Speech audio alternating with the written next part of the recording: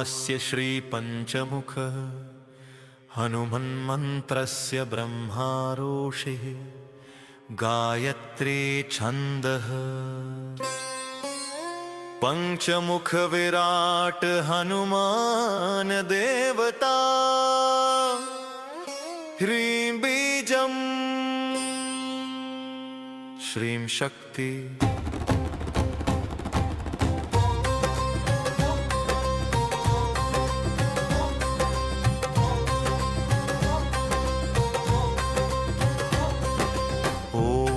अस्य श्री पंचमुख हनुमन्मन्त्रस्य ब्रह्मा ऋषि गायत्री छन्दः पंचमुख विराट हनुमान देवता ह्रीं बीजं श्री शक्ति क्रौकीलकं क्रूकवचं क्रयस्त्राय फट् इति दिग्बन् श्री गरुड उवाच अथ ध्यानं प्रवक्ष्यामि शृणु सर्वांग सुंदर यत्कृतं देवदेवेन ध्यान हनुमत्प्रियम् पंचकत्रं महाभीमं त्रिपञ्चनयनैर्युतं बाहुभिर्दशभिर्युक्तं सर्वकामार्थसिद्धिदं पूर्वतु वानरं वक्त्रं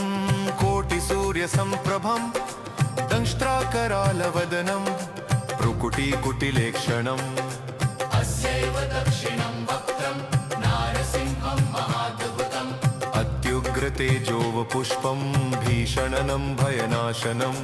पश्चिमं गारुडं वक्त्रं वक्रतुण्डं महाबलं सर्वनागप्रशमनं विषभूतादिकृन्तनम् उत्तरं सौकरं वक्त्रं कृष्णं दीप्तं नभोपमम् पातालसिंहवेतालज्वररोगादिकृन्तनम्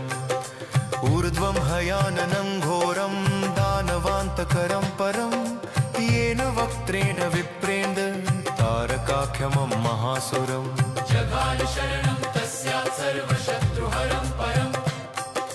ध्यात्वा पञ्चमुखं रुद्रं हनुमन्तं दयानिधिं खड्गं त्रिशूलं खट्वाङ्गं पाशमङ्कुशपर्वतं मुष्टिं कौमोदकीं वृक्षं धारयन्तं कमण्डलुम् भिन्दिपालं ज्ञानमुद्रा दशभिर्मुनिपुङ्गवम् एतान्यायुधजालानि धारयन्तं भजाम्यहं प्रेतासनोपविष्टं तं सर्वाभरणं भूषितं दिव्यमाल्याम्बरधरं दिव्यगन्धानुलेपनं सर्वाश्चर्यमयं देवं हनुमद्विश्वतोमुखम्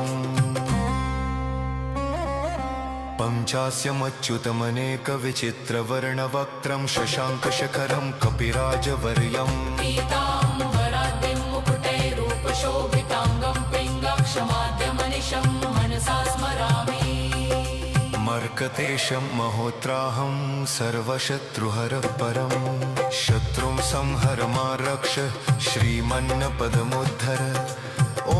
हरिमर्कटमर्केतु मन्त्रमिदं परिलिख्यति लिख्यति वामतले यदि नश्यति नश्यति शत्रुकुलं यदि मुञ्चति मुञ्चति वामलता ॐ हरे मर्कटाय स्वाहा ॐ नमो भगवते पञ्चवदनाय पूर्वकपिमुखाय सकलशत्रुसंहारकाय स्वाहा ॐ नमो भगवते पञ्चवदनाय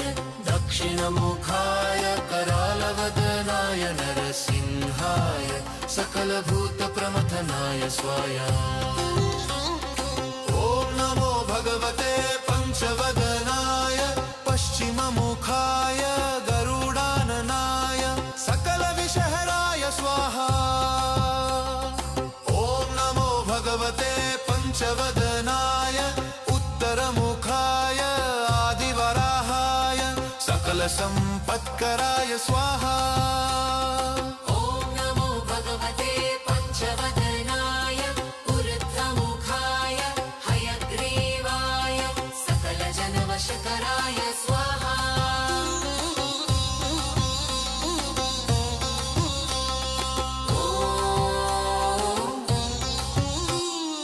ॐ हनुमस्य श्रीपञ्चमुखी हनुमत्कवचस्तोत्रमन्त्रस्य श्रीरामचन्द्र ऋषिरनुष्टुपच्छन्द श्रीसीतारामचन्द्रो देवता हनुमानति बीजं वायुदेवता इति शक्ति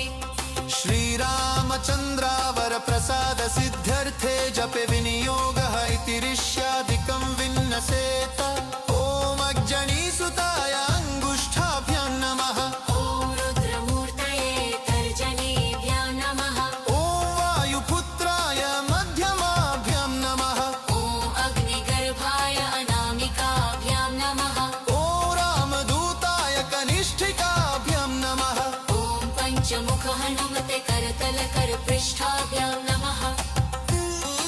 ॐ अञ्जनीसुताय हृदयाय नमः ॐ रुद्रमूर्तये शिरसे स्वाहा ॐ वायुपुत्राय शिखायैव षट् ॐ अग्निगर्भाय कवचाय हम्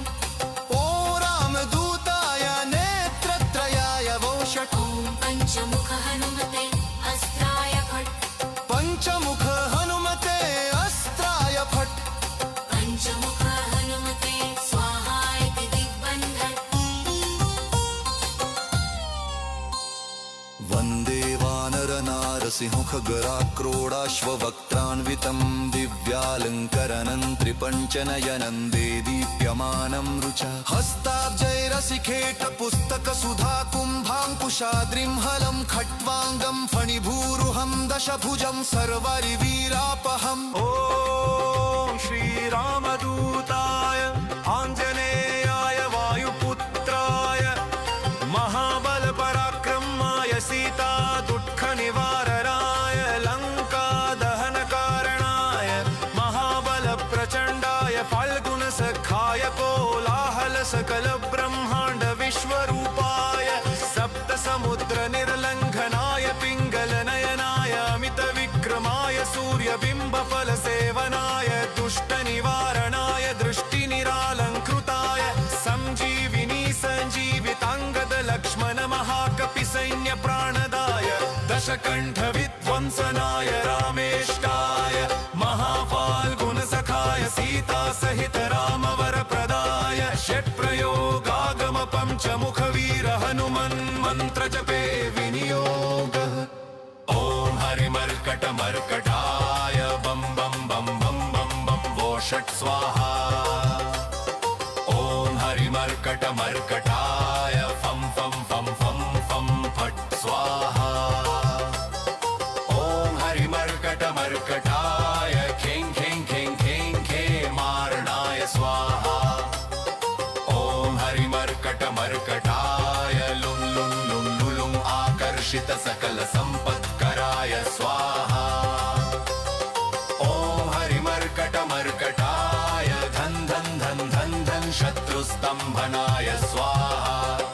ॐ टन् टन् टन् टन् टं कूर्ममूर्तये पञ्चमुखवीर हनुमते परयन्त्र परतन्त्रोच्चाटनाय स्वाहा ॐ कं खं गं घं चं चं जं झं टन् टन् डन् डन् टन् डन् तन् थन् दन् धं भं पं फं भं भं भं यं रलं वं शं शं समं लं शं स्वाहा इति दिग्बन्धः ॐ पूर्वकपिमुखाय पञ्चमुख हनुमते टन् टन् टन् टन् टन् टन् टन् सकलशत्रुसंहरणाय स्वाहा ॐ दक्षिणमुखाय पञ्चमुख हनुमते करालवदनाय नरसिंहाय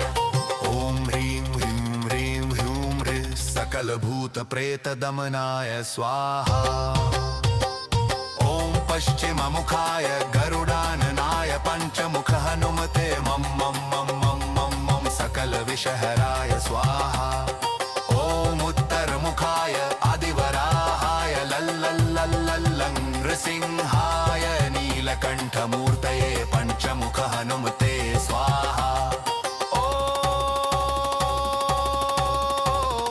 ऊर्ध्वमुखाय हयग्रीवाय रुमुरुं रुमुरुं रुद्रमूर्तये सकलप्रयोजननिर्वाहकाय स्वाहा ॐ अञ्जनी लक्ष्मीसुताय वायुपुत्राय महाबलाय सीताशोकनिवारणाय श्रीरामचन्द्रकृपापादुकाय महावीर्यप्रमथनाय ब्रह्माण्डनाथाय कामदाय पञ्चमुखवीर हनुमते स्वाहा। भूतप्रेतपिशाच ब्रह्मराक्षसशाकिनीडाकिन्यन्तरिक्षग्रहपरयन्त्रपरतन्त्रोच्चाटनाय स्वाहा। सकलप्रयोजननिर्वाहकाय पञ्चमुखवीर हनुमते श्रीरामचन्द्रवरप्रसादाय जं जं जं जं स्वाहा। इदं कवचं पठित्वा तु महाकवचं पठेन्नरः एकवारं जपेत् स्तोत्रं सर्वशत्रुनिवारणम्। द्विवारं तु पठेन् नित्यं पुत्रपौत्रप्रवर्धनम्। त्रिवारं च पठेन् नित्यं सर्वसम्पत्करं शुभम्। चतुर्वारं पठेन् नित्यं सर्वरोगनिवारणम्। पञ्चवारं पठेन् नित्यं सर्वलोकवशङ्करम्। षडारं च पठेन् नित्यं सर्वदेववशङ्करम्। सप्तवारं पठेन् नित्यं सर्वसौभाग्यदायकम्। अष्टवारं पठेन् नित्यमिष्टकामार्थसिद्धिदम्। नववारं पठेन् नित्यं राजभोगमवाप्नुयात्। दशवारं पठेन् नित्यं त्रैलोक्यज्ञानदर्शनम्। रुद्रावृत्तिं पठेन् नित्यं सर्वसिद्धिर्भवेद्धवम्। निर्बलो रोगयुक्तश्च महाव्याध्यादिपीडितः कवचस्मरणेनैव महाबलमवाप्नुयात्। ॐ अस्य श्रीपञ्चमुख हनुमन्मन्त्रस्य ब्रह्मारोषि गायत्री छन्दः। पञ्चमुख विराट हनुमान देवता ह्रीं बीजं श्रीशक्ति क्रौकीलकं क्रूकवचं क्रयस्त्राय फट् इति दिग्बन्। श्रीगरुड उवाच अथ ध्यानं प्रवक्ष्यामि शृणु सर्वाङ्गसुन्दर यत्कृतं देवदेवेन ध्यान हनुमत्प्रियम्। पञ्चकत्रं महाभीमं त्रिपञ्चनयनैर्युतं बाहुभिर्दशभिर्युक्तं सर्वकामार्थसिद्धिदम्। पूर्वतु वानरं वक्त्रं कोटिसूर्यसम्प्रभं दंष्ट्राकरालवदनं भ्रुकुटीकुटिलेक्षणम्। अस्यैव दक्षिणं वक्त्रं नारसिंहं महाद्भुतम् अत्युग्रतेजोवपुष्पं भीषणनं भयनाशनम्। पश्चिमं गारुडं वक्त्रं वक्रतुण्डं महाबलं सर्वनागप्रशमनं विषभूतादिकृन्तनम्। उत्तरं सौकरं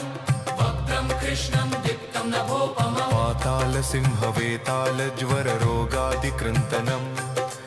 ऊर्ध्वं हयाननं घोरं दानवान्तकरं परं येन वक्त्रेण विप्रेन्द्र तारकाख्यमं महासुरम्। जगाल शरणं तस्यात् सर्वशत्रुहरं परम्। ध्यात्वा पञ्चमुखं रुद्रं हनुमन्तं दयानिधिं खड्गं त्रिशूलं खट्वाङ्गं गं पाशमङ्कुशपर्वतं मुष्टिं कौमोदकीं वृक्षं धारयन्तं कमण्डलुम्। भिन्तिपालं ज्ञानमुद्रा दशभिर्मुनिपुङ्गवम्। एतान्यायुधजालानि धारयन्तं भजाम्यहं प्रेतासनोपविष्टं तं सर्वाभरणं भूषितं। दिव्यमाल्याम्बरधरं दिव्यगन्धानुलेपनं सर्वाश्चर्यमयं देवं हनुमद्विश्वतोमुखम्। पञ्चास्यमच्युतमनेकविचित्रवर्णवक्त्रं शशाङ्कशखरं कपिराजवर्यम्। पीताम्बराद्रिं मुकुटैरूपशोभिताङ्गं पिङ्गक्षमाद्यमनिशं मनसा स्मरामि। मर्कतेशं महोत्राहं सर्वशत्रुहरः परं शत्रुं संहर मा रक्ष श्रीमन्नपदमुद्धर। ॐ हरिमर्कटमर्केतु मन्त्रमिदं परिलिख्यति लिख्यति वामतले यदि नश्यति नश्यति शत्रुकुलम् यदि मुञ्चति मुञ्चति वामलता ॐ हरे मर्कटाय स्वाहा ॐ नमो भगवते पञ्चवदनाय पूर्वकपिमुखाय सकलशत्रुसंहारकाय स्वाहा ॐ नमो भगवते पञ्चवदनाय दक्षिणमुखाय करालवदनाय नरसिंहाय सकलभूतप्रमथनाय स्वाहा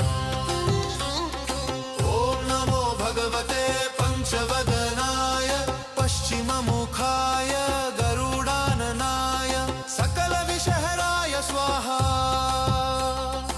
ॐ नमो भगवते पञ्चवदनाय उत्तरमुखाय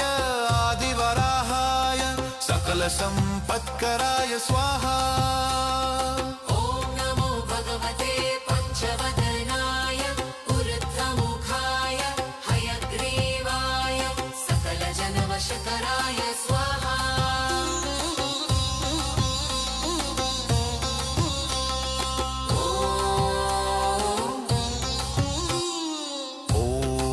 स्य श्रीपञ्चमुखी हनुमत्कवचस्तोत्रमन्त्रस्य श्रीरामचन्द्र ऋषिरनुष्टुपच्छन्द श्रीसीतारामचन्द्रो देवता हनुमानतिबीजं वायुदेवता इति शक्ति श्रीरामचन्द्रावरप्रसादसिद्ध्यर्थे जपे विनियोगः इति ऋष्यादिकं विन्नसेत ॐ अग्जनीसुताय अङ्गुष्ठाभ्यां नमः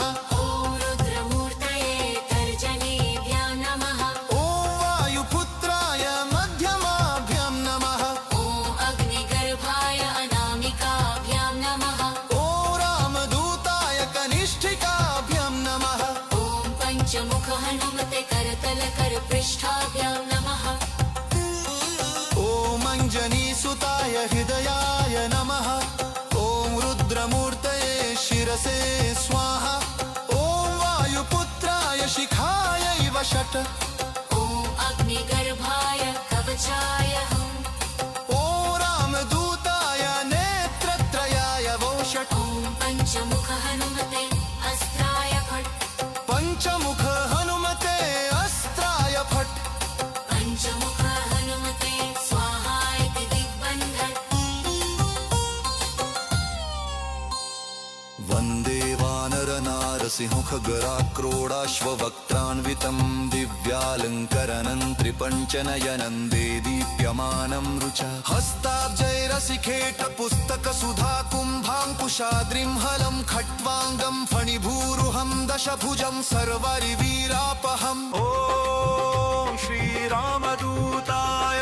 आञ्जनेयाय वायुपुत्राय महाबलपराक्रमाय सीता दुःखनिवारणाय लङ्कादहनकारणाय महाबलप्रचण्डाय फाल्गुनसखाय कोलाहलसकलब्रह्माण्ड विश्वरूपाय सप्तसमुद्रनिर्लङ्घनाय पिङ्गलनयनाय अमितविक्रमाय सूर्यबिम्बफलसेवनाय दुष्टनिवारणाय दृष्टिनिरालङ्कृताय सञ्जीविनी सञ्जीविताङ्गद लक्ष्मण महाकपिसैन्यप्राणदाय दशकण्ठविध्वंसनाय रामेष्टाय महाफाल्गुनसखाय सीतासहित रामवरप्रदाय षट्प्रयोगागम पञ्चमुखवीर हनुमन्मन्त्रजपे विनियोगः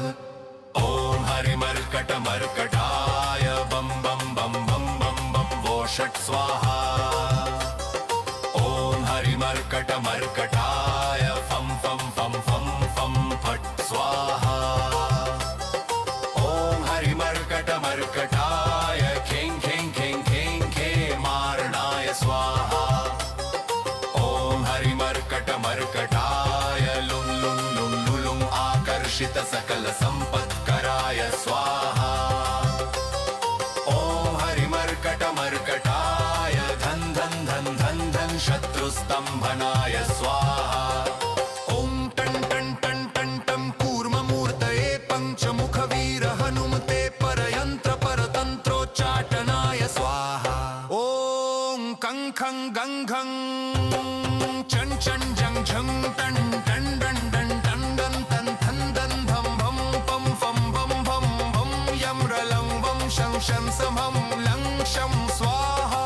इति दिग्बन्धः ॐ पूर्वकपिमुखाय पञ्चमुख हनुमते टन् टन् टन् टन् टन् टन् टन् सकलशत्रुसंहरराय स्वाहा ॐ दक्षिणमुखाय पञ्चमुख हनुमते करालवदनाय नरसिंहाय ॐ ह्रीं ह्रीं ह्रीं ह्रूं ह्रीं सकलभूतप्रेतदमनाय स्वाहा ॐ पश्चिममुखाय गरुडाननाय पञ्चमुख हनुमते मं मं मं मं मं मं सकलविषहराय स्वाहा ॐ उत्तरमुखाय आदिवराहाय लल्लल्लल्लल्लं नृसिंहाय नीलकण्ठमूर्तये पञ्चमुख हनुमते स्वाहा ऊर्ध्वमुखाय हयग्रीवाय रुं रुं रुं रुं रुद्रमूर्तये सकलप्रयोजननिर्वाहकाय स्वाहा ॐ अञ्जनीसुताय वायुपुत्राय महाबलाय सीताशोकनिवारणाय श्रीरामचन्द्रकपापादुकाय महावीर्यप्रमथनाय ब्रह्माण्डनाथाय कामदाय पञ्चमुखवीर हनुमते स्वाहा भूतप्रेतपिशाच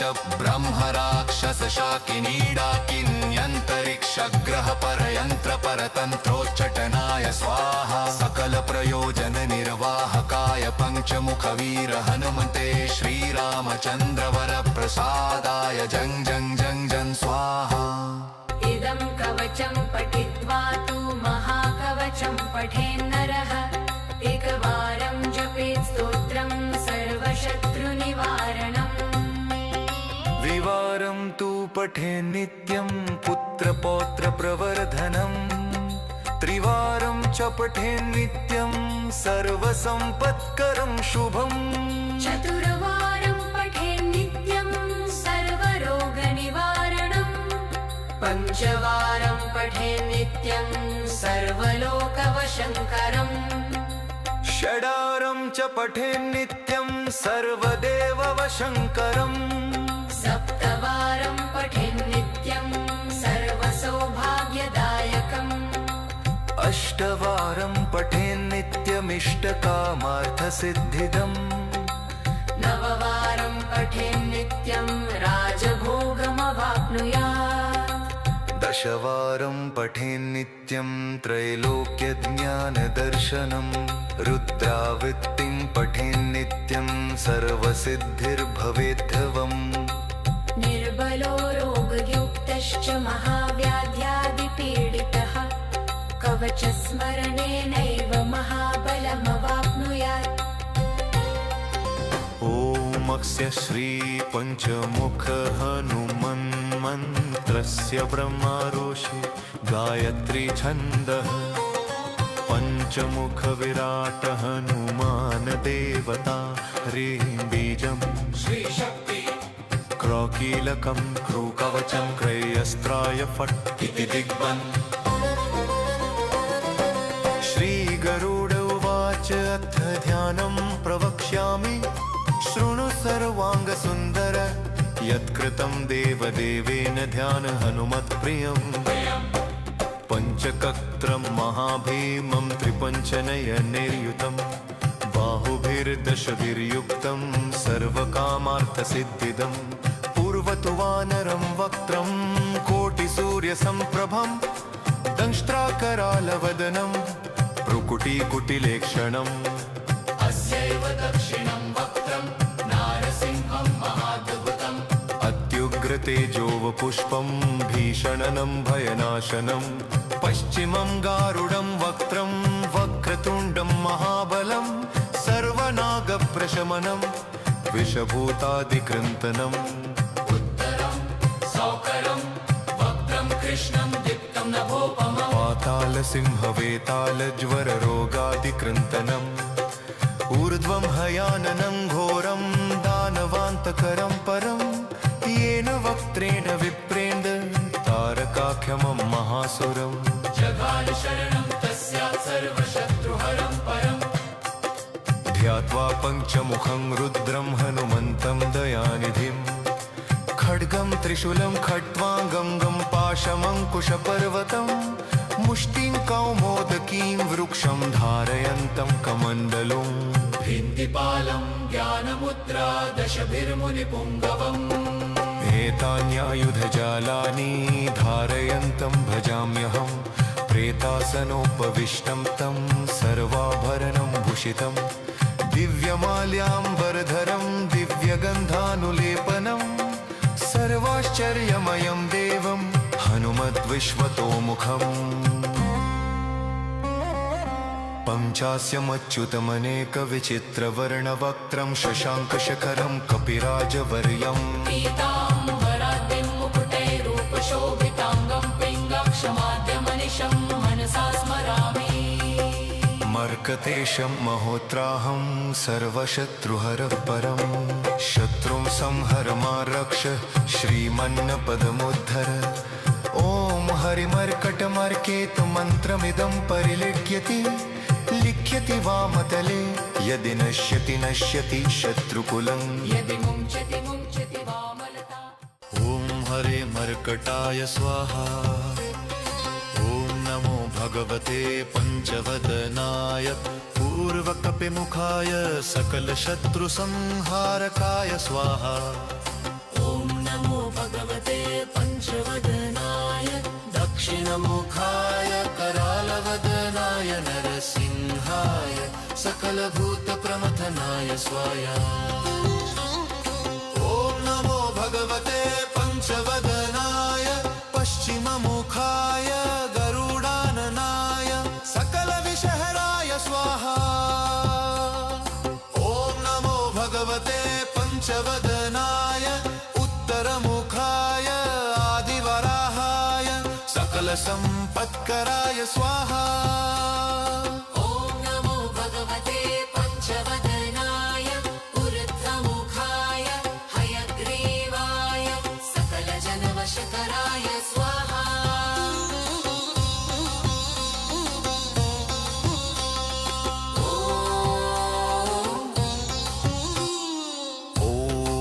स्य श्रीपञ्चमुखी हनुमत्कवचस्तोत्रमन्त्रस्य श्रीरामचन्द्र ऋषिरनुष्टुपच्छन्द श्रीसीतारामचन्द्रो देवता हनुमानदिबीजं वायुदेवता इति शक्ति श्रीरामचन्द्रावरप्रसाद सिद्ध्यर्थे जपे विनियोगः इति ऋष्यादिकं विन्नसेत ॐ अग्जनीसुताय अङ्गुष्ठाभ्यां नमः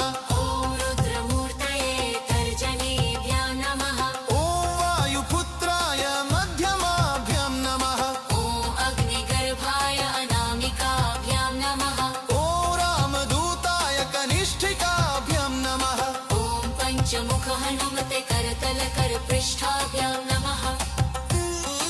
ॐ अञ्जनीसुताय हृदयाय नमः ॐ रुद्रमूर्तये शिरसे स्वाहा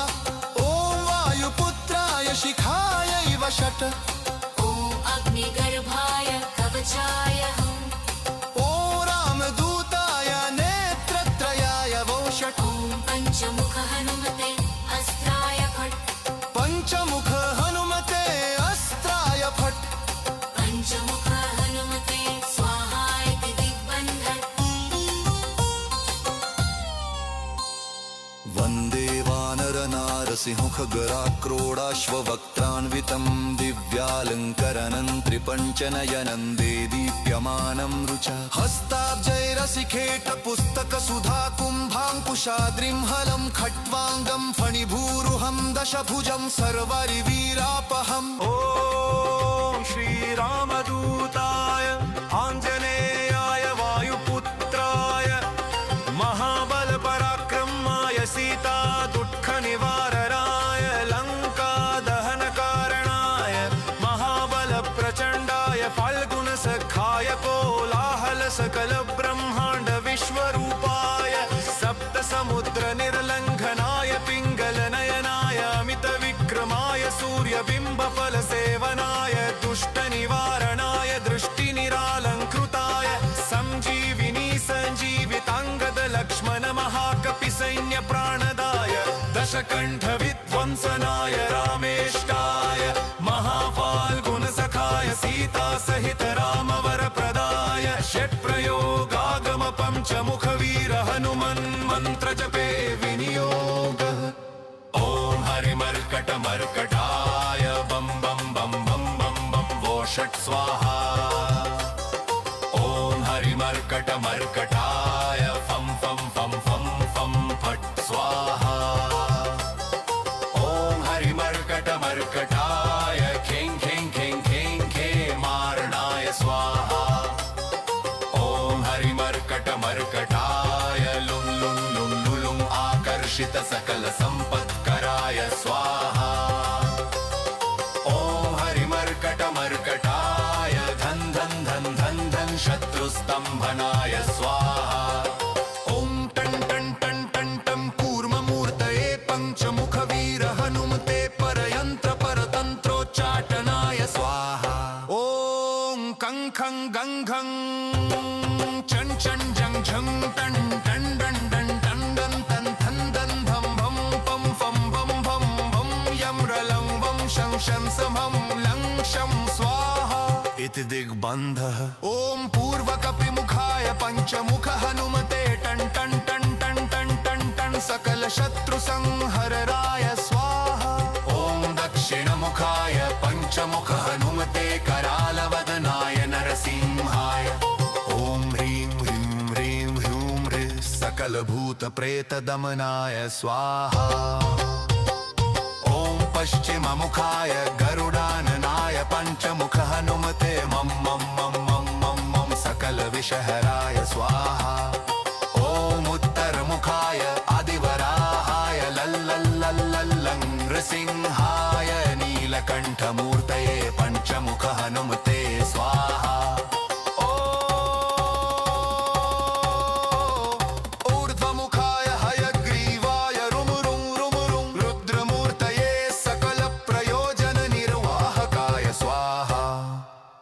ॐ अञ्जनीसुताय वायुपुत्राय महाबलाय सीताशोकनिवारणाय श्रीरामचन्द्रकपापादुकाय महावीर्यप्रमथनाय ब्रह्माण्डनाथाय कामदाय पञ्चमुखवीर हनुमते स्वाहा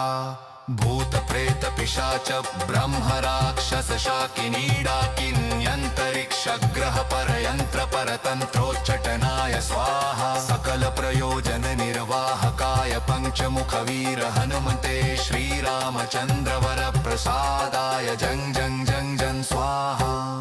इदं कवचं पठित्वा तु महाकवचं पठेन्नरः एकवारं जपेत् स्तोत्रं सर्वशत्रुनिवारणम् द्विवारं तु पठे नित्यं पुत्रपौत्रप्रवर्धनम् त्रिवारं च पठे नित्यं सर्वसम्पत्करं शुभम् चतुर्वारं पठेत् नित्यं सर्वरोगनिवारणम् पञ्चवारं पठेत् नित्यं सर्वलोकवशङ्करम् षडारं च पठे नित्यं सर्वदेववशङ्करम् सप्तवारं पठेत् नित्यं सर्वसौभाग्यदायकम् अष्टवारं पठे नित्यमिष्टकामार्थसिद्धिदम् नववारं पठेत् नित्यं राजभोगमवाप्नुयात् दशवारं पठे नित्यं त्रैलोक्यज्ञानदर्शनम् रुद्रावृत्तिं पठे नित्यं सर्वसिद्धिर्भवेद्धवम् निर्बलो रोगयुक्तश्च महाव्याध्यादिपीडितः कवचस्मरणेनैव महाबलमवाप्नुयात् ॐ अस्य श्रीपञ्चमुख हनुमन्मन्त्रस्य ब्रह्मारोषि गायत्री छन्दः पञ्चमुख विराट हनुमान देवता ह्रीं बीजम् श्रीशक्ति क्रौकीलकं क्रूकवचं क्रयस्त्राय फट् इति दिग्बन् श्रीगरुड उवाच अथ ध्यानं प्रवक्ष्यामि शृणु सर्वाङ्गसुन्दर यत्कृतं देवदेवेन ध्यान हनुमत्प्रियम् पञ्चकत्रं महाभीमं त्रिपञ्चनयनैर्युतं बाहुभिर्दशभिर्युक्तं सर्वकामार्थसिद्धिदं पूर्वतु वानरं वक्त्रं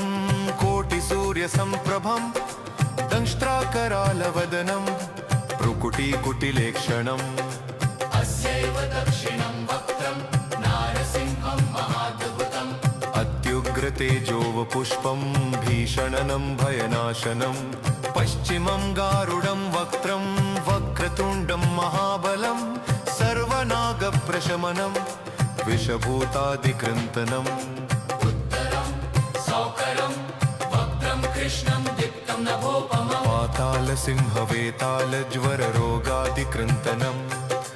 ऊर्ध्वं हयाननं घोरं दानवान्तकरं परं येन वक्त्रेण विप्रेण्ड तारकाख्यमं महासुरम् जघानशरणं तस्यात् सर्वशत्रुहरं परम् ध्यात्वा पञ्चमुखं रुद्रं हनुमन्तं दयानिधिं खड्गं त्रिशूलं खट्वाङ्गं पाशमङ्कुशपर्वतं मुष्टिं कौमोदकीं वृक्षं धारयन्तं कमण्डलुम् भिन्तिपालं ज्ञानमुद्रा दशभिर्मुनिपुङ्गवम् एतान्यायुधजालानि धारयन्तं भजाम्यहं प्रेतासनोपविष्टं तं सर्वाभरणं भूषितं दिव्यमाल्याम्बरधरं दिव्यगन्धानुलेपनं सर्वाश्चर्यमयं देवं हनुमद्विश्वतोमुखम्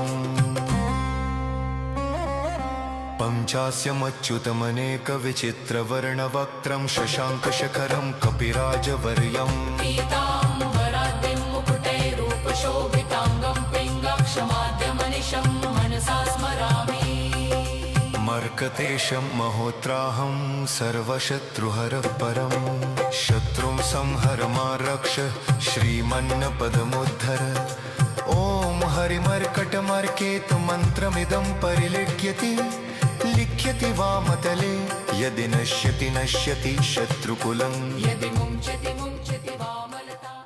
ॐ हरे मर्कटाय स्वाहा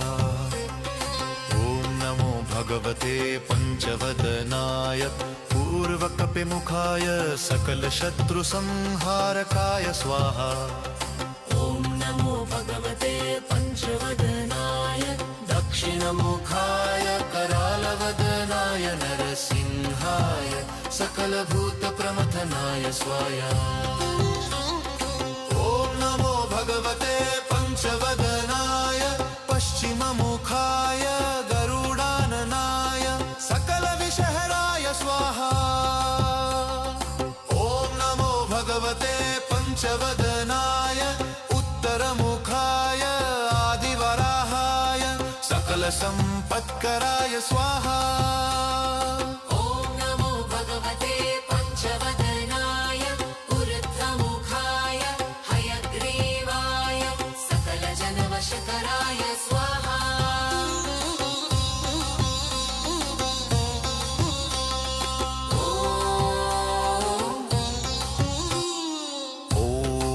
स्य श्रीपञ्चमुखी हनुमत्कवचस्तोत्रमन्त्रस्य श्रीरामचन्द्र ऋषिरनुष्टुपच्छन्द श्रीसीतारामचन्द्रो देवता हनुमानदिबीजं वायुदेवता इति शक्ति श्रीरामचन्द्रावरप्रसादसिद्ध्यर्थे जपे विनियोगः इति ऋष्यादिकं विन्नसेत ॐ अग्जनीसुताय अङ्गुष्ठाभ्यां नमः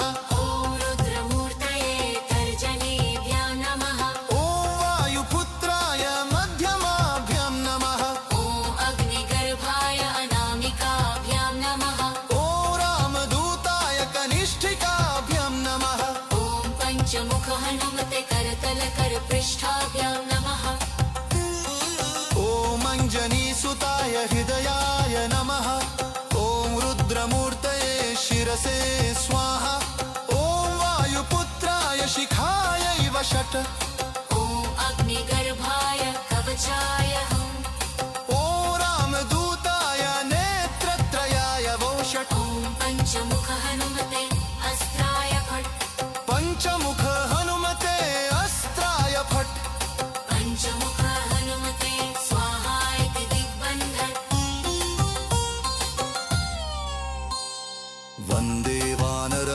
सिंहखगराक्रोडाश्ववक्त्रान्वितं दिव्यालङ्करणं त्रिपञ्चनयनं देदीप्यमानं रुचा हस्ताब्जैरसिखेटपुस्तकसुधा कुम्भाङ्कुशाद्रिं हलं खट्वाङ्गं फणिभूरुहं दशभुजं सर्वरिवीरापहम् ॐ श्रीरामदूताय आञ्जनेयाय वायुपुत्राय महाबलपराक्रमाय सीता दुःखनिवारणाय लङ्कादहनकारणाय महाबलप्रचण्डाय फाल्गुनसखाय कोलाहलसकलब्रह्माण्ड विश्वरूपाय सप्तसमुद्रनिर्लङ्घनाय पिङ्गलनयनाय अमितविक्रमाय सूर्यबिम्बफलसेवनाय दुष्टनिवारणाय दृष्टिनिरालङ्कृताय सञ्जीविनी सञ्जीविताङ्गद लक्ष्मण महाकपिसैन्यप्राणदाय दशकण्ठविध्वंसनाय रामेष्टाय महाफाल्गुनसखाय सीतासहित रामवरप्रदाय षट्प्रयोगागम पञ्चमुखवीर हनुमन्मन्त्रजपे विनियोगः ॐ हरिमर्कटमर्कटाय बं बं बं बं बं बं वो षट् स्वाहा ॐ हरिमर्कटमर्कटाय फं फं फं फं फं फट् स्वाहा ॐ हरिमर्कटमर्कटाय खें खें खें खें खेमारणाय स्वाहा ॐ हरिमर्कटमर्कटाय लुं लुं लुं लुलुं आकर्षित सकल सम्पत्कराय स्वाहा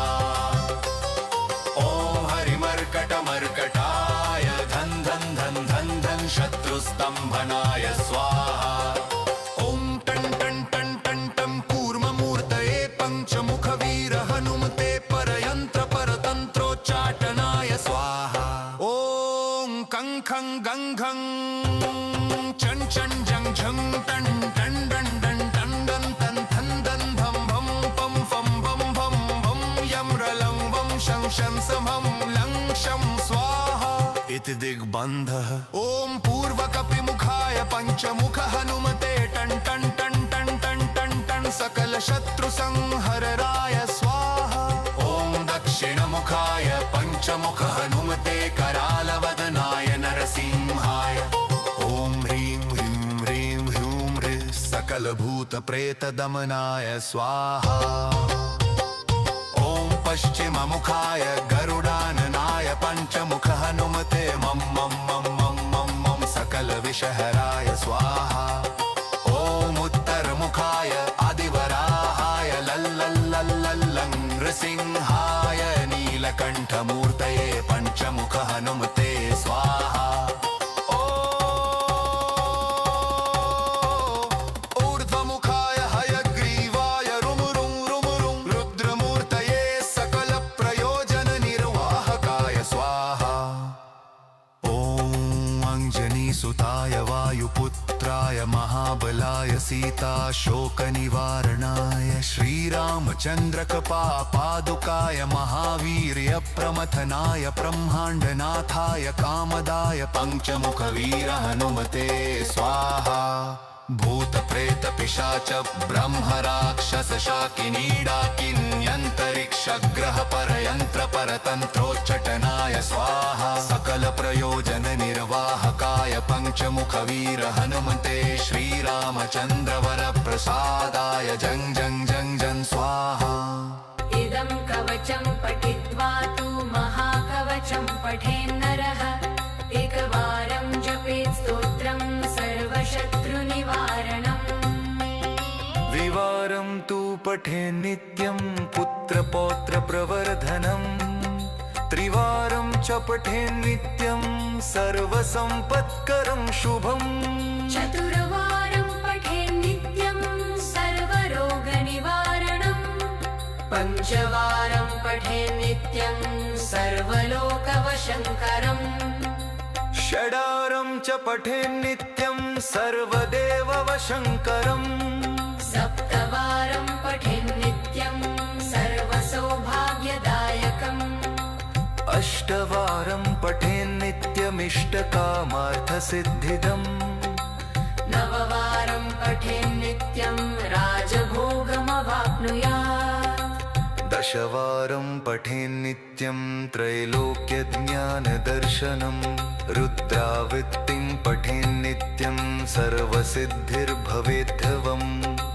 निर्बलो रोगयुक्तश्च महाव्याध्यादिपीडितः कवचस्मरणेनैव महाबलमवाप्नुयात्। ॐ अस्य श्रीपञ्चमुख हनुमन्मन्त्रस्य ब्रह्मारोषि गायत्री छन्दः पञ्चमुख विराट हनुमान देवता ह्रीं बीजं श्रीशक्ति क्रौकीलकं क्रूकवचं क्रयस्त्राय फट् इति दिग्बन्। श्रीगरुड उवाच अथ ध्यानं प्रवक्ष्यामि शृणु सर्वाङ्गसुन्दर यत्कृतं देवदेवेन ध्यान हनुमत्प्रियम्। पञ्चकत्रं महाभीमं त्रिपञ्चनयनैर्युतं बाहुभिर्दशभिर्युक्तं सर्वकामार्थसिद्धिदं पूर्वतु वानरं वक्त्रं कोटिसूर्यसम्प्रभं दंष्ट्राकरालवदनं भ्रुकुटीकुटिलेक्षणम्। अस्यैव दक्षिणं वक्त्रं नारसिंहं महाद्भुतम् अत्युग्रतेजोवपुष्पं भीषणनं भयनाशनं पश्चिमं गारुडं वक्त्रं वक्रतुण्डं महाबलं सर्वनागप्रशमनं विषभूतादिकृन्तनम् उत्तरं सौकरं वक्त्रं कृष्णं दीप्तं नभोपमं पातालसिंहवेतालज्वररोगादिकृन्तनम् ऊर्ध्वं हयाननं घोरं दानवान्तकरं परं येन वक्त्रेण विप्रेन्द्र तारकाख्यमं महासुरम् जगाल शरणं तस्यात् सर्वशत्रुहरं परम्। ध्यात्वा पञ्चमुखं रुद्रं हनुमन्तं दयानिधिं खड्गं त्रिशूलं खट्वाङ्गं पाशमङ्कुशपर्वतं मुष्टिं कौमोदकीं वृक्षं धारयन्तं कमण्डलुम् भिन्तिपालं ज्ञानमुद्रा दशभिर्मुनिपुङ्गवम् एतान्यायुधजालानि धारयन्तं भजाम्यहं प्रेतासनोपविष्टं तं सर्वाभरणं भूषितं दिव्यमाल्याम्बरधरं दिव्यगन्धानुलेपनं सर्वाश्चर्यमयं देवं हनुमद्विश्वतोमुखम्। पञ्चास्यमच्युतमनेकविचित्रवर्णवक्त्रं शशाङ्कशखरं कपिराजवर्यम् पीताम्बराद्रिं मुकुटैरूपशोभिताङ्गं पिङ्गाक्षमाद्यमनिशं मनसा स्मरामि। मर्कतेशं महोत्राहं सर्वशत्रुहरः परं शत्रुं संहर मा रक्ष श्रीमन्नपदमुद्धर। ॐ हरिमर्कटमर्केतु मन्त्रमिदं परिलिख्यति लिख्यति वामतले यदि नश्यति नश्यति शत्रुकुलं यदि मुञ्चति मुञ्चति वामलता। ॐ हरे मर्कटाय स्वाहा। ॐ नमो भगवते पञ्चवदनाय पूर्वकपिमुखाय सकलशत्रुसंहारकाय स्वाहा। ॐ नमो भगवते पञ्चवदनाय दक्षिणमुखाय करालवदनाय नरसिंहाय सकलभूतप्रमथनाय स्वाहा। ॐ नमो भगवते पञ्चवदनाय पश्चिममुखाय गरुडाननाय सकलविषहराय स्वाहा। ॐ नमो भगवते पञ्चवदनाय उत्तरमुखाय आदिवराहाय सकलसम्पत्कराय स्वाहा। ॐ नमो भगवते पञ्चवदनाय ऊर्ध्वमुखाय हयग्रीवाय सकलजनवशकराय स्वाहा।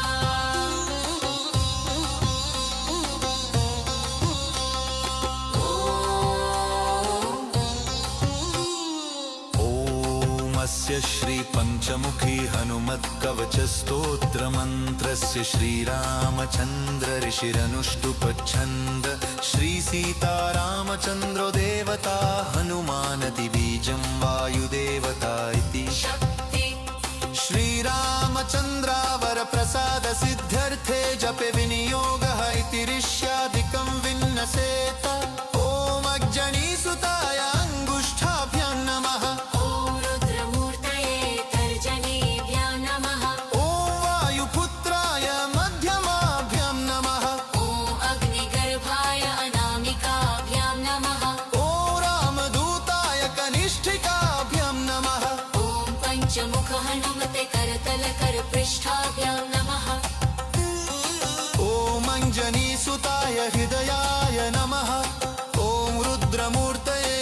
तेजसे स्वाहा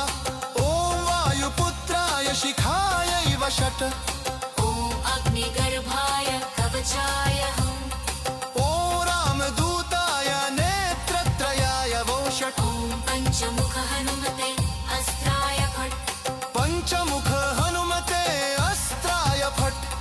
पञ्चमुख हनुमते स्वाहा इति दिग्बन्धन्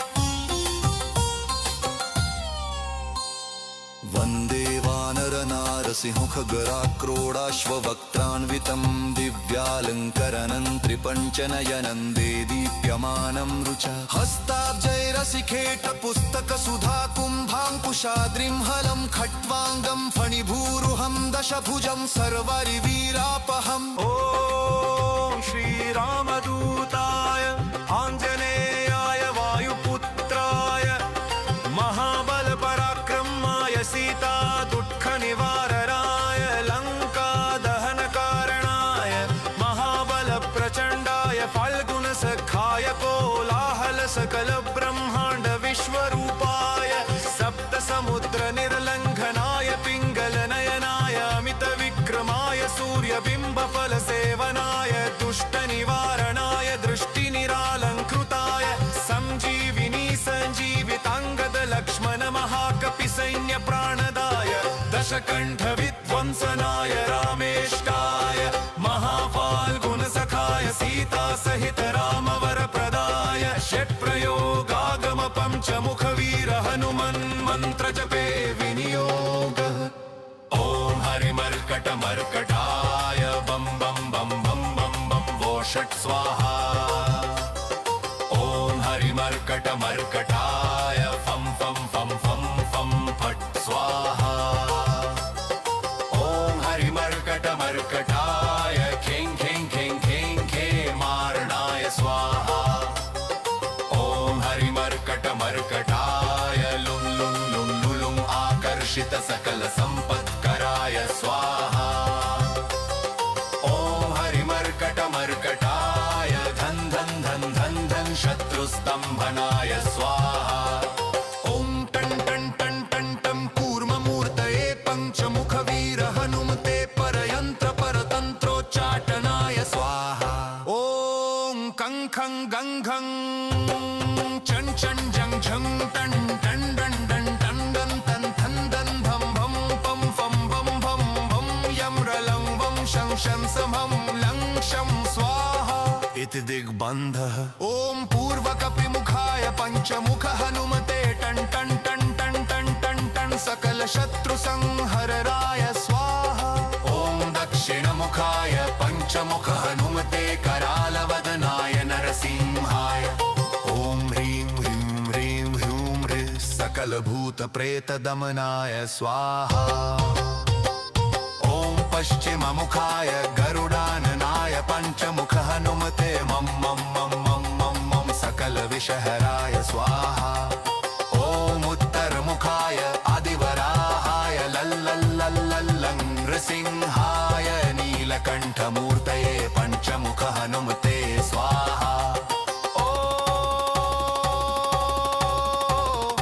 ऊर्ध्वमुखाय हयग्रीवाय रुमुरुं रुमुरुं रुद्रमूर्तये सकलप्रयोजननिर्वाहकाय स्वाहा ॐ अञ्जनीसुताय वायुपुत्राय महाबलाय सीताशोकनिवारणाय श्रीरामचन्द्रकपापादुकाय महावीर्यप्रमथनाय ब्रह्माण्डनाथाय कामदाय पञ्चमुखवीर हनुमते स्वाहा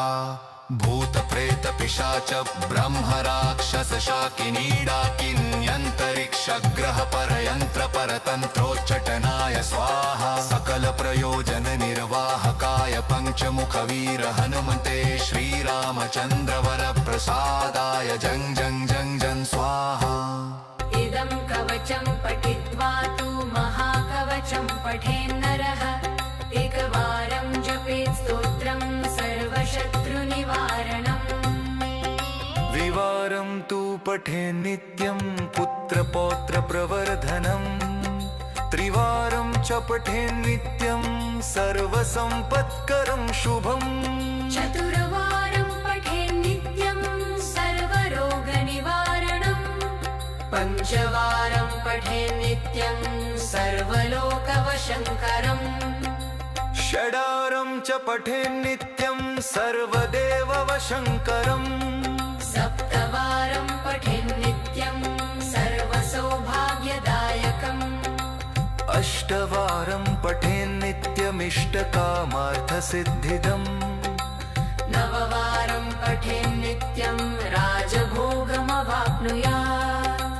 दशवारं पठे नित्यं त्रैलोक्यज्ञानदर्शनम् रुद्रावृत्तिं पठे नित्यं सर्वसिद्धिर्भवेद्धवम् निर्बलो रोगयुक्तश्च महाव्याध्यादिपीडितः कवचस्मरणेनैव महाबलमवाप्नुयात् ॐ श्रीपञ्चमुख हनुमन्मन्त्रस्य ब्रह्मारोषि गायत्री छन्दः पञ्चमुख विराट हनुमान देवता ह्रीं बीजं श्रीशक्ति क्रौकीलकं क्रूकवचं क्रयस्त्राय फट् इति दिग्बन् श्रीगरुड उवाच अथ ध्यानं प्रवक्ष्यामि शृणु सर्वाङ्गसुन्दर यत्कृतं देवदेवेन ध्यान हनुमत्प्रियम् पञ्चकत्रं महाभीमं त्रिपञ्चनयनैर्युतं बाहुभिर्दशभिर्युक्तं सर्वकामार्थसिद्धिदं पूर्वतु वानरं वक्त्रं कोटिसूर्यसम्प्रभं दंष्ट्राकरालवदनं भ्रुकुटीकुटिलेक्षणम् अस्यैव दक्षिणं वक्त्रं नारसिंहं महाद्भुतम् अत्युग्रतेजोवपुष्पं भीषणनं भयनाशनं पश्चिमं गारुडं वक्त्रं वक्रतुण्डं महाबलं सर्वनागप्रशमनं विषभूतादिकृन्तनम् उत्तरं सौकरं वक्त्रं कृष्णं दीप्तं नभोपमं पातालसिंहवेतालज्वररोगादिकृन्तनम् ऊर्ध्वं हयाननं घोरं दानवान्तकरं परं येन वक्त्रेण विप्रेन्द्र तारकाख्यमं महासुरम् जगाल शरणं तस्यात् सर्वशत्रुहरं परम् ध्यात्वा पञ्चमुखं रुद्रं हनुमन्तं दयानिधिं खड्गं त्रिशूलं खट्वाङ्गं गं पाशमङ्कुशपर्वतं मुष्टिं कौमोदकीं वृक्षं धारयन्तं कमण्डलुं भिन्दिपालं ज्ञानमुद्रा दशभिर्मुनिपुङ्गवम् एतान्यायुधजालानि धारयन्तं भजाम्यहं प्रेतासनोपविष्टं तं सर्वाभरणं भूषितं दिव्यमाल्याम्बरधरं दिव्यगन्धानुलेपनं सर्वाश्चर्यमयं देवं हनुमद्विश्वतोमुखम्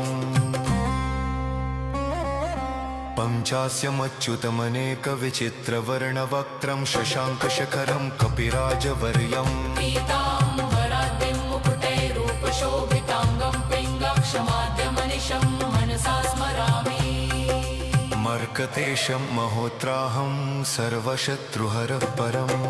शत्रुं संहर मा रक्ष श्रीमन्नपदमुद्धर ॐ हरिमर्कटमर्केतु मन्त्रमिदं परिलिख्यति लिख्यति वामतले यदि नश्यति नश्यति शत्रुकुलं यदि मुञ्चति मुञ्चति वामलता ॐ हरे मर्कटाय स्वाहा ॐ नमो भगवते पञ्चवदनाय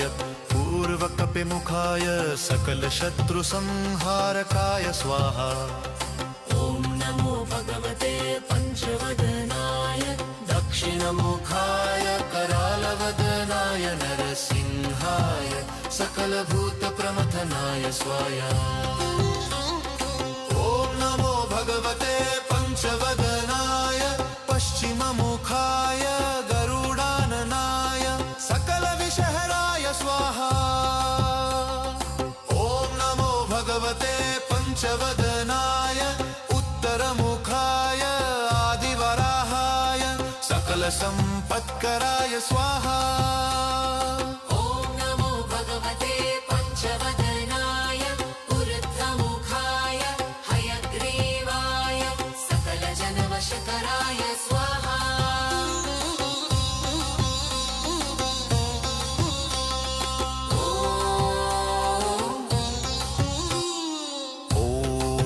स्वाहास्य श्रीपञ्चमुखी हनुमत्कवचस्तोत्रमन्त्रस्य श्रीरामचन्द्र ऋषिरनुष्टुप्छन्द श्रीसीतारामचन्द्रो देवता हनुमानदिबीजं वायुदेवता इति शक्ति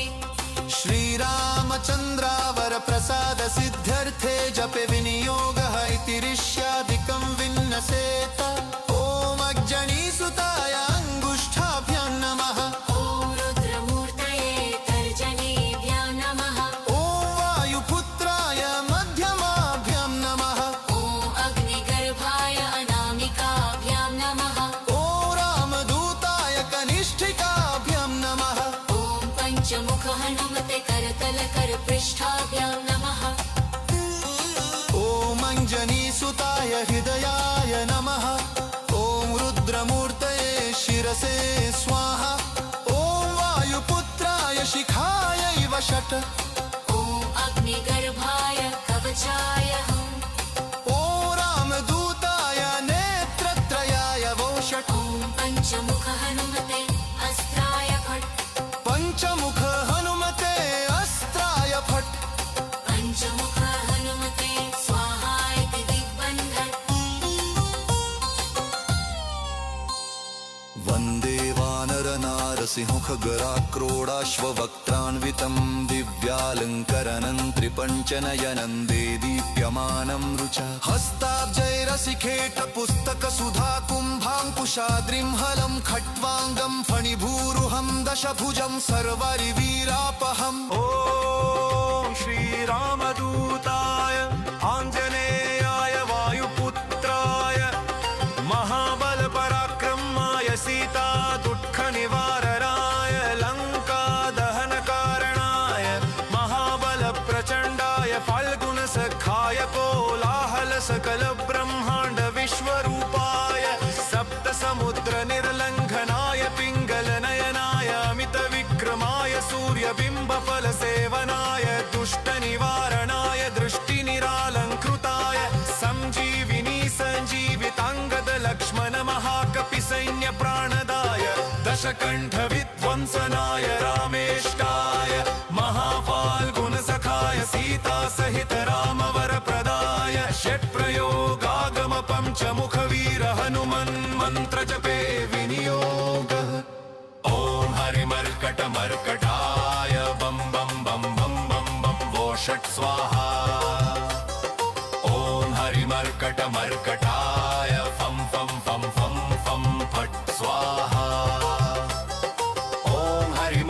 हरिमर्कटमर्कटाय खें खें खें खें खेमारणाय स्वाहा ॐ हरिमर्कटमर्कटाय लुं लुं लुं लुलुं आकर्षित सकल सम्पत्कराय स्वाहा ॐ हरिमर्कटमर्कटाय धन धन धन धन धन शत्रुस्तम्भनाय स्वाहा ॐ टन् टन् टन् टन् टं कूर्ममूर्तये पञ्चमुखवीर हनुमते परयन्त्र परतन्त्रोच्चाटनाय स्वाहा ॐ कं खं गं घं चं चं जं झं टं टं डं डं टं डं तं थं दं भं भं पं फं भं भं भं यं रलं वं शं शं समं लं शं स्वाहा इति दिग्बन्धः ॐ पूर्वकपिमुखाय पञ्चमुख हनुमते टं टं टं टं टं टं टं सकलशत्रुसंहरणाय स्वाहा ॐ दक्षिणमुखाय पञ्चमुख हनुमते करालवदनाय नरसिंहाय ॐ ह्रीं ह्रीं ह्रीं ह्रूं ह्रीं सकलभूतप्रेतदमनाय स्वाहा ॐ पश्चिममुखाय गरुडाननाय पञ्चमुख हनुमते मं मं मं मं मं मं सकलविषहराय स्वाहा ॐ उत्तरमुखाय आदिवराहाय लल्लल्लल्लल्लं नृसिंहाय नीलकण्ठमूर्तये पञ्चमुख हनुमते स्वाहा ऊर्ध्वमुखाय हयग्रीवाय रुमुरुं रुमुरुं रुद्रमूर्तये सकलप्रयोजननिर्वाहकाय स्वाहा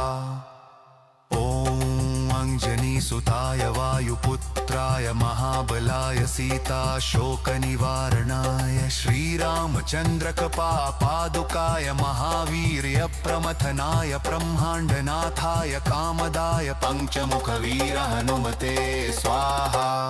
भूत प्रेत पिशाच ब्रह्म राक्षस शाकिनी डाकिन्यन्तरिक्ष ग्रह परयंत्र परतंत्रोच्चटनाय स्वाहा सकल प्रयोजन निर्वाहकाय पंचमुखवीर हनुमते श्रीरामचंद्र वर प्रसादाय जं जं जं जं स्वाहा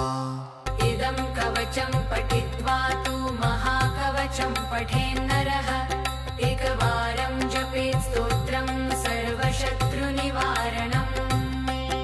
द्विवारं तु पठे नित्यं पुत्रपौत्र प्रवर्धनम्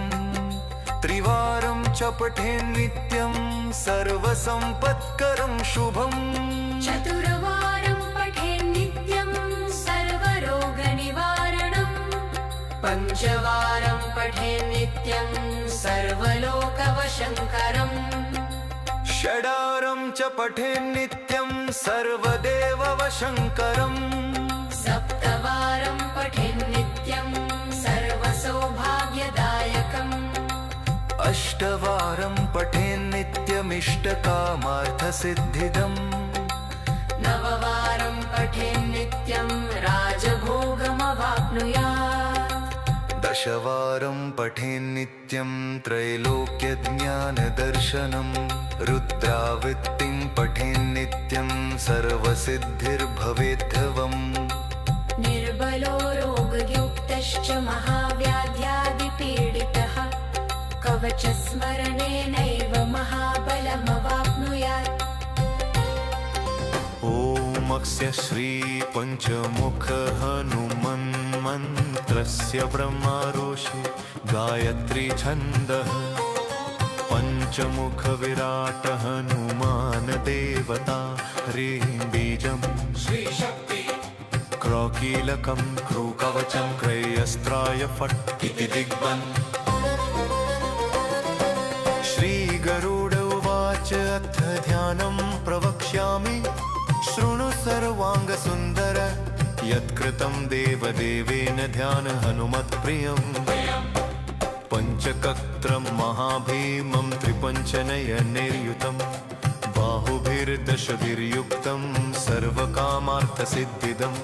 पूर्वतु वानरं वक्त्रं कोटिसूर्यसम्प्रभं दंष्ट्राकरालवदनं भ्रुकुटीकुटिलेक्षणम् अस्यैव दक्षिणं वक्त्रं नारसिंहं महाद्भुतम् अत्युग्रतेजोवपुष्पं भीषणनं भयनाशनं पश्चिमं गारुडं वक्त्रं वक्रतुण्डं महाबलं सर्वनागप्रशमनं विषभूतादिकृन्तनम् उत्तरं सौकरं वक्त्रं कृष्णं दीप्तं नभोपमं पातालसिंहवेतालज्वररोगादिकृन्तनम् ऊर्ध्वं हयाननं घोरं दानवान्तकरं परं येन वक्त्रेण विप्रेन्द तारकाख्यमं महासुरम् जगाल शरणं तस्यात् सर्वशत्रुहरं परम् ध्यात्वा पञ्चमुखं रुद्रं हनुमन्तं दयानिधिं खड्गं त्रिशूलं खट्वाङ्गं पाशमङ्कुशपर्वतं मुष्टिं कौमोदकीं वृक्षं धारयन्तं कमण्डलुं भिन्दिपालं ज्ञानमुद्रा दशभिर्मुनिपुङ्गवम् एतान्यायुधजालानि धारयन्तं भजाम्यहं प्रेतासनोपविष्टं तं सर्वाभरणं भूषितं दिव्यमाल्याम्बरधरं दिव्यगन्धानुलेपनं सर्वाश्चर्यमयं देवं हनुमद्विश्वतोमुखम्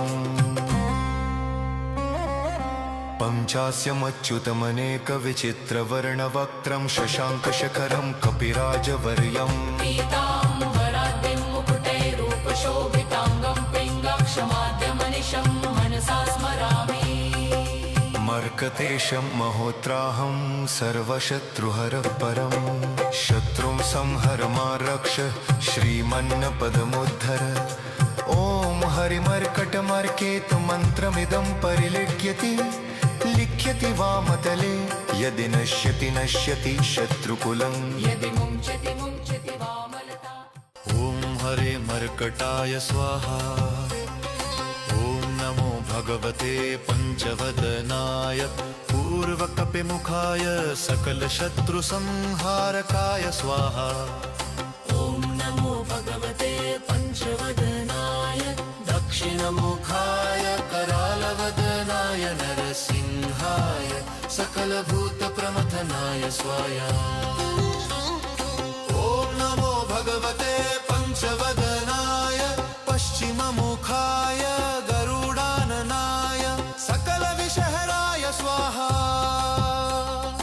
ॐ नमो भगवते पञ्चवदनाय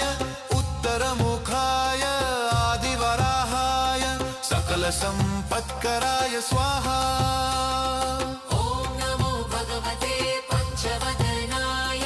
ऊर्ध्वमुखाय हयग्रीवाय सकलजनवशकराय स्वाहा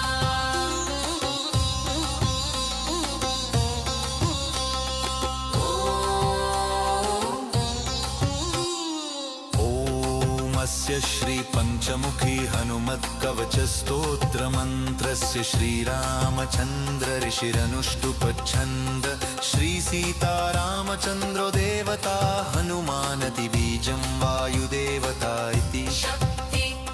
श्रीरामचन्द्रावर प्रसाद सिद्ध्यर्थे जपे विनियोगः इति ऋष्यादिकं विन्नसेत ॐ अग्जनीसुताय अङ्गुष्ठाभ्यां नमः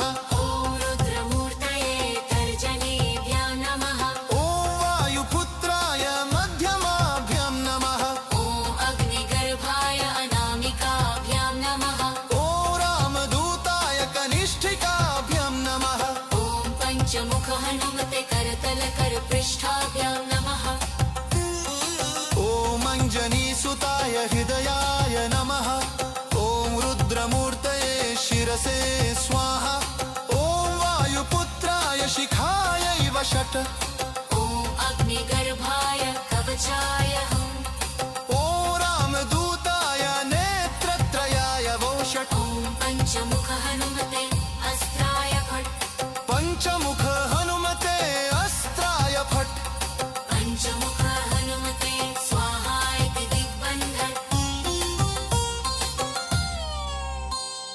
वन्दे वानरनारसिंहखगराक्रोडाश्ववक्त्रान्वितं दिव्यालङ्करनं त्रिपञ्चनयनं देदीप्यमानं रुचा हस्ताब्जैरसिखेटपुस्तकसुधा कुम्भाङ्कुशाद्रिं हलं खट्वाङ्गं फणिभूरुहं दशभुजं सर्वरिवीरापहम् ॐ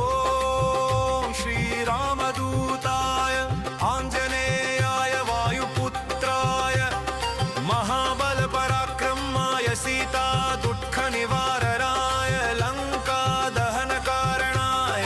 महाबलप्रचण्डाय फाल्गुनसखाय कोलाहलसकलब्रह्माण्ड विश्वरूपाय सप्तसमुद्रनिर्लङ्घनाय पिङ्गलनयनाय अमितविक्रमाय सूर्यबिम्बफलसेवनाय दुष्टनिवारणाय दृष्टिनिरालङ्कृताय सञ्जीविनी सञ्जीविताङ्गदलक्ष्मण महाकपिसैन्यप्राणदाय दशकण्ठविध्वंसनाय रामेष्टाय महाफाल्गुनसखाय सीतासहित रामवरप्रदाय षट्प्रयोगागम पञ्चमुखवीर हनुमन्मन्त्रजपे विनियोगः ॐ हरिमर्कटमर्कटाय बं बं बं बं बं बं वो षट् स्वाहा ॐ हरिमर्कटमर्कटाय फं फं फं फं फं फट् स्वाहा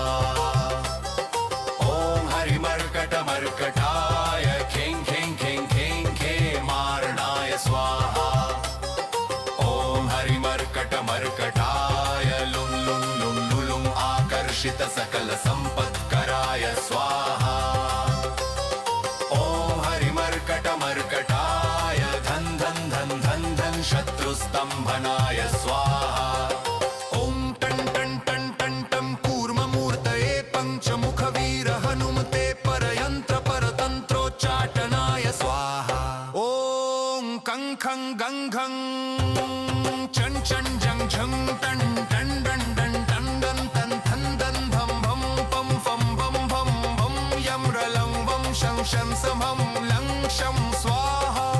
दिग्बन्धः ॐ पूर्वकपिमुखाय पञ्चमुख हनुमते टन् टन् टन् टन् टन् टन् टन् सकलशत्रुसंहरराय स्वाहा ॐ दक्षिणमुखाय पञ्चमुख हनुमते करालवदनाय नरसिंहाय ॐ ह्रीं ह्रीं ह्रीं ह्रूं ह्रीं सकलभूतप्रेतदमनाय स्वाहा ॐ पश्चिममुखाय गरुडाननाय पञ्चमुख हनुमते मं मं मं मं मं मं सकलविषहराय स्वाहा ॐ उत्तरमुखाय आदिवराहाय लल्लल्लल्लल्लं नृसिंहाय नीलकण्ठमूर्तये पञ्चमुख हनुमते स्वाहा ऊर्ध्वमुखाय हयग्रीवाय रुमुरुं रुमुरुं रुद्रमूर्तये सकलप्रयोजननिर्वाहकाय स्वाहा ॐ अञ्जनीसुताय वायुपुत्राय महाबलाय सीताशोकनिवारणाय श्रीरामचन्द्रकृपापादुकाय महावीर्यप्रमथनाय ब्रह्माण्डनाथाय कामदाय पञ्चमुखवीर हनुमते स्वाहा भूतप्रेतपिशाच ब्रह्मराक्षसशाकिनीडाकिन्यन्तरिक्षग्रहपरयन्त्रपरतन्त्रोच्चटनाय स्वाहा सकलप्रयोजननिर्वाहकाय पञ्चमुखवीर हनुमते श्रीरामचन्द्रवरप्रसादाय जं जं जं जं स्वाहा इदं कवचं पठित्वा तु महाकवचं पठेन्नरः एकवारं जपेत् स्तोत्रं सर्वशत्रुनिवारणम् द्विवारं तु पठे नित्यं पुत्रपौत्रप्रवर्धनम् त्रिवारं च पठे नित्यं सर्वसम्पत्करं शुभम् चतुर्वारं पठेत् नित्यं सर्वरोगनिवारणम् पञ्चवारं पठेत् नित्यं सर्वलोकवशङ्करम् षडारं च पठे नित्यं सर्वदेववशङ्करम् सप्तवारं पठेत् नित्यं सर्वसौभाग्यदायकम् अष्टवारं पठे नित्यमिष्टकामार्थसिद्धिदम् नववारं पठेत् नित्यं राजभोगमवाप्नुयात् दशवारं पठे नित्यं त्रैलोक्यज्ञानदर्शनम् रुद्रावृत्तिं पठे नित्यं सर्वसिद्धिर्भवेद्धवम् निर्बलो रोगयुक्तश्च महाव्याध्यादिपीडितः कवचस्मरणेनैव महाबलमवाप्नुयात् ॐ अस्य श्रीपञ्चमुख हनुमन्मन्त्रस्य ब्रह्मऋषि गायत्री छन्दः पञ्चमुख विराट हनुमान देवता ह्रीं बीजं श्रीशक्ति क्रौकीलकं क्रूकवचं क्रयस्त्राय फट् इति दिग्बन् श्रीगरुड उवाच अथ ध्यानं प्रवक्ष्यामि शृणु सर्वाङ्गसुन्दर यत्कृतं देवदेवेन ध्यान हनुमत्प्रियम् पञ्चकत्रं महाभीमं त्रिपञ्चनयनैर्युतं बाहुभिर्दशभिर्युक्तं सर्वकामार्थसिद्धिदं पूर्वतु वानरं वक्त्रं कोटिसूर्यसम्प्रभं दंष्ट्राकरालवदनं भ्रुकुटीकुटिलेक्षणम् अस्यैव दक्षिणं वक्त्रं नारसिंहं महाद्भुतम् अत्युग्रतेजोवपुष्पं भीषणनं भयनाशनं पश्चिमं गारुडं वक्त्रं वक्रतुण्डं महाबलं सर्वनागप्रशमनं विषभूतादिकृन्तनम् उत्तरं सौकरं वक्त्रं कृष्णं दीप्तं नभोपमं पातालसिंहवेतालज्वररोगादिकृन्तनम् ऊर्ध्वं हयाननं घोरं दानवान्तकरं परं येन वक्त्रेण विप्रेन्द्र तारकाख्यमं महासुरम् जगाल शरणं तस्यात् सर्वशत्रुहरं परम् ध्यात्वा पञ्चमुखं रुद्रं हनुमन्तं दयानिधिं खड्गं त्रिशूलं खट्वाङ्गं पाशमङ्कुशपर्वतं मुष्टिं कौमोदकीं वृक्षं धारयन्तं कमण्डलुं भिन्तिपालं ज्ञानमुद्रा दशभिर्मुनिपुङ्गवम् एतान्यायुधजालानि धारयन्तं भजाम्यहं प्रेतासनोपविष्टं तं सर्वाभरणं भूषितं दिव्यमाल्याम्बरधरं दिव्यगन्धानुलेपनं सर्वाश्चर्यमयं देवं हनुमद्विश्वतोमुखम् पञ्चास्यमच्युतमनेकविचित्रवर्णवक्त्रं शशाङ्कशखरं कपिराजवर्यम् पीताम्बराद्रिं मुकुटैरूपशोभिताङ्गं पिङ्गक्षमाद्यमनिशं मनसा स्मरामि मर्कतेशं महोत्राहं सर्वशत्रुहरः परं शत्रुं संहर मा रक्ष श्रीमन्नपदमुद्धर ॐ हरिमर्कटमर्केत मन्त्रमिदं परिलिख्यति लिख्यति वामतले यदि नश्यति नश्यति शत्रुकुलं यदि मुञ्चति मुञ्चति वामलता ॐ हरे मर्कटाय स्वाहा ॐ नमो भगवते पञ्चवदनाय पूर्वकपिमुखाय सकलशत्रुसंहारकाय स्वाहा ॐ नमो भगवते पञ्चवदनाय दक्षिणमुखाय करालवदनाय नरसिंहाय सकलभूतप्रमथनाय स्वाहा ॐ नमो भगवते पञ्चवदनाय पश्चिममुखाय गरुडाननाय सकलविषहराय स्वाहा ॐ नमो भगवते पञ्चवदनाय उत्तरमुखाय आदिवराहाय सकलसम्पत्कराय स्वाहा ॐ नमो भगवते पञ्चवदनाय ऊर्ध्वमुखाय हयग्रीवाय सकलजनवशकराय स्वाहा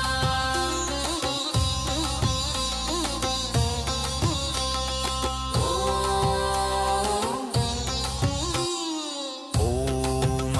श्रीपञ्चमुखी हनुमत्कवचस्तोत्रमन्त्रस्य श्रीरामचन्द्र ऋषिरनुष्टुपच्छन्द श्रीसीतारामचन्द्रो देवता हनुमानति बीजं वायुदेवता इति शक्ति श्रीरामचन्द्रावरप्रसाद सिद्ध्यर्थे जपे विनियोगः इति ऋष्यादिकं विन्नसेत ॐ अग्जनीसुताय अङ्गुष्ठाभ्यां नमः ॐ रुद्रमूर्तये तर्जनीभ्यां नमः ॐ वायुपुत्राय मध्यमाभ्यां नमः ॐ अग्निगर्भाय अनामिकाभ्यां नमः ॐ रामदूताय कनिष्ठिकाभ्यां नमः ॐ पञ्चमुख हनुमते करतलकरपृष्ठाभ्यां नमः ॐ अञ्जनीसुताय हृदयाय नमः ॐ रुद्रमूर्तये शिरसे स्वाहा ॐ वायुपुत्राय शिखायै वषट् ॐ अग्निगर्भाय कवचाय हं ॐ रामदूताय नेत्रत्रयाय वौषट् ॐ पञ्चमुख हनुमते अस्त्राय फट् पञ्चमुख हनुमते अस्त्राय फट् पञ्चमुख हनुमते स्वाहा इति दिग्बन्धन् वन्दे वानरनारसिंहखगराक्रोडाश्ववक्त्रान्वितं दिव्यालङ्करनं त्रिपञ्चनयनं देदीप्यमानं रुचा हस्ताब्जैरसिखेटपुस्तकसुधाकुम्भाङ्कुशाद्रिं हलं खट्वाङ्गं फणिभूरुहं दशभुजं सर्वरिवीरापहम् ॐ श्रीरामदूताय आञ्जनेयाय वायुपुत्राय महाबलपराक्रमाय सीता दुःखनिवारणाय लङ्कादहनकारणाय महाबलप्रचण्डाय फाल्गुनसखाय कोलाहलसकलब्रह्माण्डविश्वरूपाय सप्तसमुद्रनिर्लङ्घनाय पिङ्गलनयनाय अमितविक्रमाय सूर्यबिम्बफलसेवनाय दुष्टनिवारणाय दृष्टिनिरालङ्कृताय सञ्जीविनी सञ्जीविताङ्गद लक्ष्मण महाकपिसैन्यप्राणदाय दशकण्ठविध्वंसनाय रामेष्टाय महाफाल्गुनसखाय सीतासहित रामवरप्रदाय दमनाय षट्प्रयोगागम पञ्चमुखवीर हनुमन् मन्त्रजपे विनियोगः ॐ हरिमर्कटमर्कटाय बं बं बं बं बं बं वो षट् स्वाहा ॐ हरिमर्कटमर्कटाय फं फं फं फं फं फट् स्वाहा ॐ हरिमर्कटमर्कटाय खें खें खें खें खें मारणाय स्वाहा ॐ हरिमर्कटमर्कटाय लुं लुं लुं लुलुं आकर्षित सकल सम्पत्कराय स्वाहा ॐ हरिमर्कटमर्कटाय धन धन धन धन धन शत्रुस्तम्भनाय स्वाहा ॐ टं टं टं टं टं कूर्ममूर्तये पञ्चमुखवीर हनुमते परयन्त्र परतन्त्रोच्चाटनाय स्वाहा ॐ कं खं गं घं चं चं जं झं टं टं डं डं टं डं तं थं दं भं भं पं फं भं भं भं यं रलं वं शं शं समं लं शं स्वाहा इति दिग्बन्धः ॐ पूर्वकपिमुखाय पञ्चमुख हनुमते टं टं टं टं टं टं टं सकल शत्रु संहरराय स्वाहा ॐ दक्षिणमुखाय पञ्चमुख हनुमते करालवदनाय नरसिंहाय